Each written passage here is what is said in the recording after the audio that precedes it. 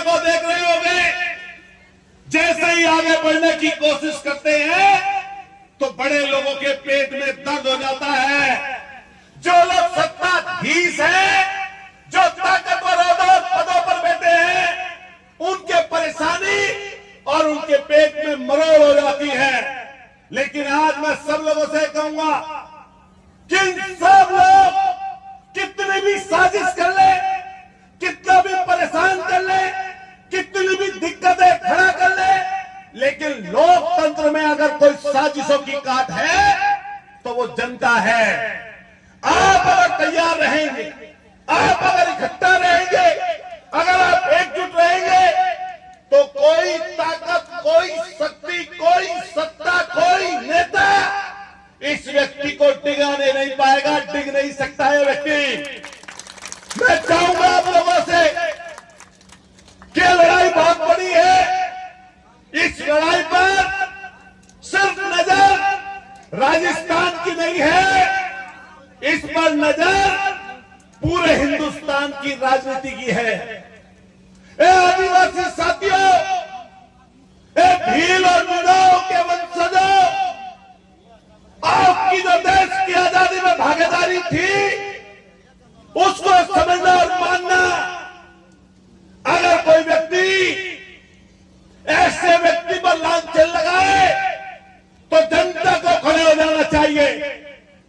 मैं जब से भाई नरेश जी छुटकर आए हैं, मैं देख रहा हूं पूरे प्रदेश नहीं बल्कि पूरे देश के कोने कोने से आवाज आ रही है कि लिगड़िया नरेश मिला।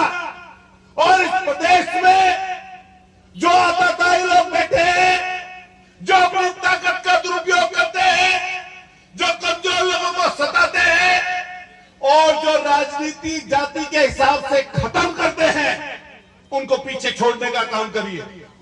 जब ये जेल में थे, मुझे कई मंचों पर बोलने का मौका मिला। भाई नरेश जी, एक हमारे उत्तर प्रदेश में उपचुनाव था, माननीय अखिलेश यादव जी का आना हुआ था, और जब अखिलेश यादव जी आने वाले थे, उसी समय मैं मंच से भाषण दे रहा था, स्पीच कर रहा था। एकाएक वहां पर भी उपचुनाव था, भाई नरेश का भी उपचुनाव था। मैंने वहां पर उदाहरण देकर कहा अधिकारियों को कि सबक ले लो, सबक। और अगर सबक नहीं लोगे तो एक नौजवान गरीब का घर का लड़का उपचुनाव लड़ रहा था राजस्थान में, एक उप जिलाधिकारी एसडीएम ने बदतमीजी करने की कोशिश की थी। ऐसा जोरदार झल्लाटेदार चाटा पड़ा था मुंह पर। पूरे देश के कोने कोने तक सुनाई पड़ा था। इसलिए मैंने ये यूपी में कहकर चेताया, वो हमारे मीणा और भील समाज के लोगों में बात पहुंची।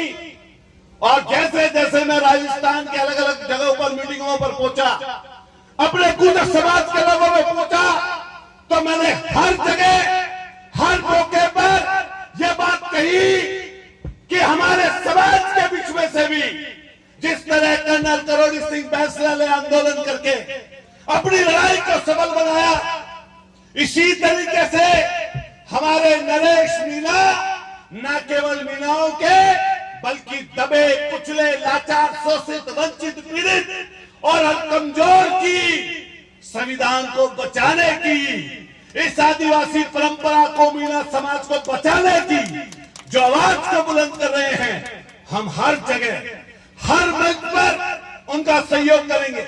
लेकिन बड़े बुजुर्गों, नौजवान साथियों, ये ध्यान रखना